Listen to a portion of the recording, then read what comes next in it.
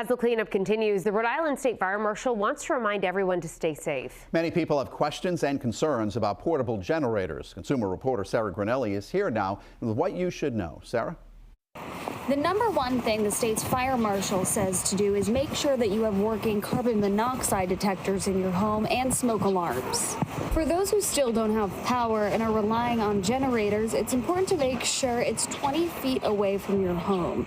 Fire Marshal Tim McLaughlin says, do not keep it in your garage with the door open. He says carbon monoxide can still seep into your home, which could make you feel woozy and can give you a headache. Here's what else he had to say. If you're using a generator, do not use your gas stove for heat. Do not use your gas stove for heat. Can't say that enough because I know people who may be without heat but still have gas. Do not use your gas stove for heat for the same reason. Carbon monoxide is nothing to play around with. And we just want everybody to be safe. And don't forget to clean out the vents of your home, like your dryer or your furnace, and the tailpipe of your car. In Providence, Sarah Guernelli, 12 News.